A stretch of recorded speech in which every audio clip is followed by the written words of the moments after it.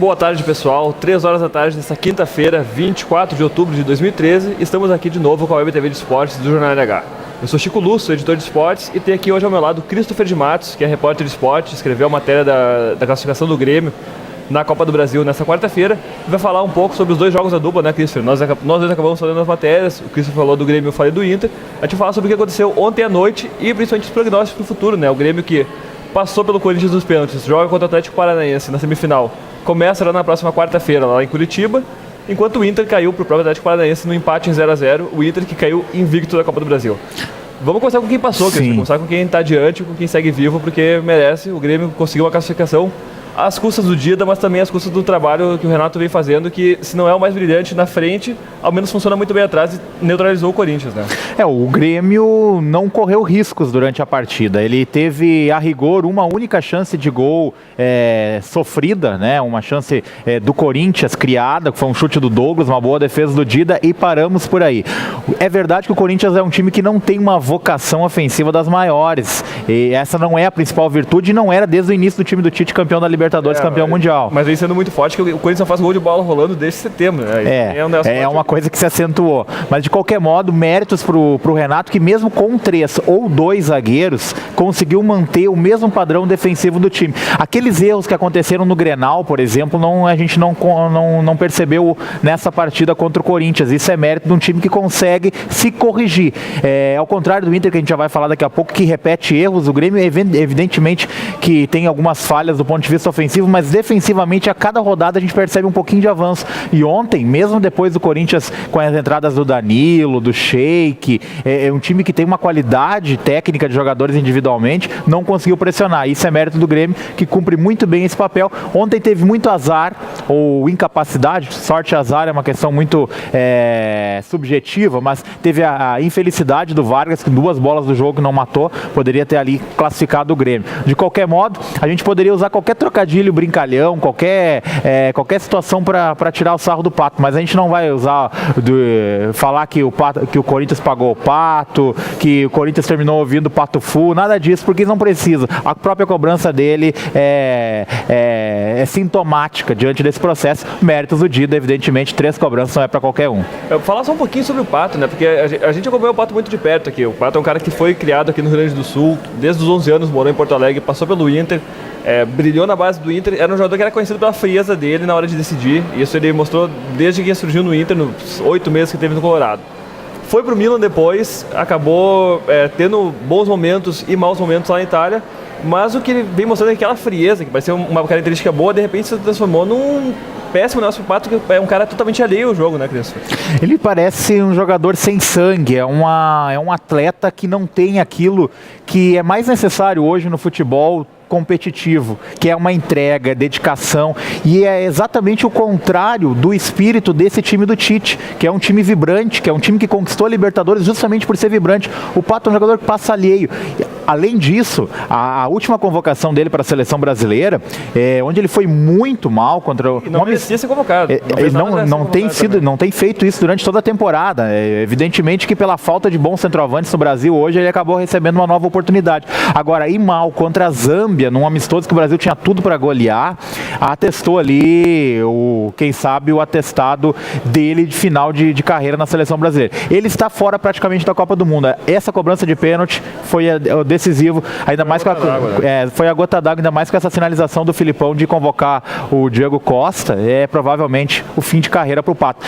Um jogador que tem 24, 25 anos, é um ex-atleta. Não ex-atleta por condições físicas, não ex-atleta por falta de capacidade técnica, mas pela falta de entrega, de motivação. É um jogador que a gente não percebe aquela gana amadora que transforma os bons atletas em campeões. Por exemplo, a gente pode citar uns 10 centroavantes que eram inferiores a ele tecnicamente, mas que conquistaram muito mais devido à entrega, à dedicação dentro de campo. Bom, Cristiano, agora vamos mudar de assunto, falar do lado vermelho do Rio Grande, falar do Inter.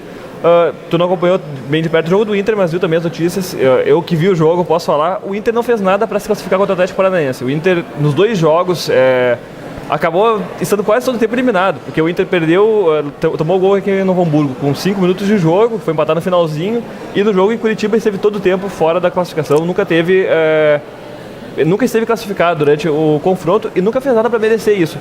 O que o Klemer... claro, a gente vai botar nas costas do Klemer, não pode ser colocado. O Inter não perdeu a classificação só ontem. Até porque na Copa do Brasil o Inter vem jogando muito mal e teve problemas contra o América Mineiro, teve problemas contra o Santa Cruz, contra o Salgueiro. O Inter tomou um empate do Salgueiro com o time reserva, mas não pode. Em que ponto que o Inter vem sofrendo tanto? Em que ponto que tu acha que o Inter passou a ser um time com grandes nomes para ser um time tão apático que também, assim como a gente fala do Pato, é um time que não mostra vontade nenhuma de se classificar ou de fazer esforço para ganhar um jogo? Eu acho que a equipe é reflexo da sua direção. O presidente Giovanni Luigi não transmite a energia que talvez fosse necessário para esse momento do Esporte Clube Internacional. Eu não tenho conhecimento, evidentemente, se ele participa do vestiário, das questões internas do departamento de futebol. Agora, a parcimônia com que ele resolve algumas questões parece estar influenciando no vestiário do Inter. E alguns jogadores contratados a peso de ouro, o Inter gasta 9 milhões de reais por mês. Teria que ter mais resultados. Teria que ter mais resultados. Agora, a vontade que Forlan, que Escoco, que Alex, que Leandro Damião tem mostrado, olha, é muito pouco para um time que gasta tanto. O futebol, evidentemente, que não se mede pela folha salarial, mas ela é um bom indicativo da qualidade do grupo. Se esses jogadores recebem muito, é porque já fizeram por merecer e não têm feito. O Inter vai precisar fazer uma reavaliação muito grande ao final da temporada. Se quer continuar nesse patamar de jogadores medalhões que já conquistaram o mundo e parecem pouco motivados, parecem todos meio Alexandre Pato nesse momento. Ou buscar uma nova vertente, como aquele Inter de 2005, 2006, que fez a virada histórica do clube, com as 2010, conquistas. Que tinha já conquistas, tinha jogadores arimbados, mas que ia atrás, fazia viradas, buscava resultados, né? O Inter hoje... Juliano, Walter, são frutos dessa geração. O que tu falou da direção, eu concordo muito, porque parece que no Inter falta a cobrança de cima. O que a gente vê de falar dos diretores de futebol, né, do Luiz César Souto de Moura e do Marcelo Medeiros, é sempre, não, mas o Inter vem fazendo um bom resultado, seria um ano difícil, com o Beira-Rio. Não existe cobrança, parece que ninguém vem e cobra do Klemer, do Dunga, de quem fosse o treinador do momento, mas principalmente dos jogadores, né? Não tem um cara que chega ali no vestiário e faça uma cobrança mais forte, exige algo deles que eles podem mostrar, mas que parece não são cobrados para isso. A cobrança nem sempre precisa ser com o pontapé na porta. Por vezes, a melhor forma é na base do diálogo, mas eu não tenho convicção que esse diálogo exista também entre esses diretores e jogadores.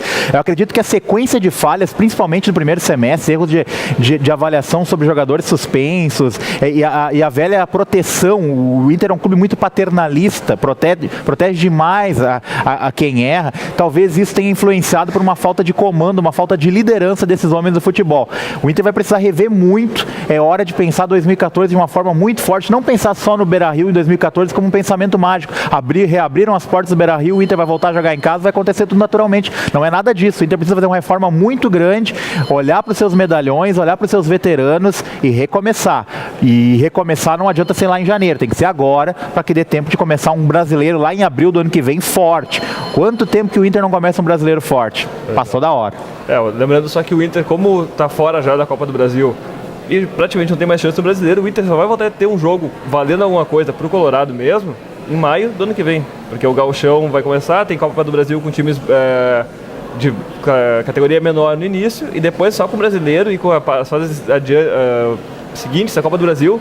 É só em maio, é muito tempo para um time que gasta muito, ficar tanto tempo sem jogar jogos. O Inter tem que jogar nesse final de ano, além da sua dignidade, também olhando para suas categorias de base. João Afonso surgiu, o Jackson oscilou, bons e maus momentos, tem outros jogadores por entrar ainda na equipe, e é o momento do Klemer, que faz esse processo de transição, colocar outros jovens para ter oportunidades, como o Valdívia, Natan e o Thales, enfim, outros jogadores que já tiveram oportunidades. Mas ainda há uma pequena esperança no brasileiro, mas o Inter vai ter que fazer por merecer essa vaga no G4, que pode ser G5, caso o Grêmio ou o Atlético Paranaense conquistem a Copa do Brasil. Ou G3 se o São Paulo vencer a Sul-Americana, né? Ou G5, pode ser G6, mas pode ser só G3. Mas o Inter tem que fazer o maior número de pontos possíveis e terminar com dignidade esse Campeonato Brasileiro, mas sempre com olhos atentos para 2014. Não dá para esperar, repito novamente, que reabrir o Beira-Rio vai transformar todos os problemas do Inter solucionados da noite para o dia. Não é nada disso.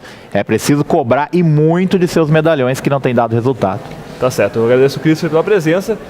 Ontem, só lembrando também, o 15 de novembro, jogo contra o Marau, jogo de ida das quartas de final da segunda onda lá em Campo Bom, num campo que estava impraticável, né, devido às fortes chuvas que caíram aqui na região. Na quarta-feira, perdeu por 1-0. fica em situação bem complicada pro jogo de volta na Copa do Brasil, na Segundona Gaúcha. O jogo vai ser no domingo, lá em Marau, na cidade que fica próxima a Passo Fundo, então o 15 vai ter aí que se desdobrar para conseguir a classificação. Nessa sexta-feira, o 15 joga contra o Novo Hamburgo, lá no Sadi Schmidt, o jogo que vai ser pela partida de ida das semifinais da Metropolitana. E nessa sexta-feira também a gente vai ter aqui junto o Eloy Santos, que é um dos diretores de futebol do Noia, para falar sobre a preparação do Novo Hamburgo para esse jogo contra o 15, mas principalmente para a grande decisão da Copa 8 de São Vito. E tem surpresa pros nossos internautas nesse jogo aí, né, Chico? Surpresa. Então, quem está vendo agora, veja amanhã também a Web TV de Esportes, que vale a pena, pode conseguir ali coisas boas, tá? A gente volta nessa sexta-feira, então, justamente para falar sobre muito mais o que acontece no esporte nesse final de semana. Até lá!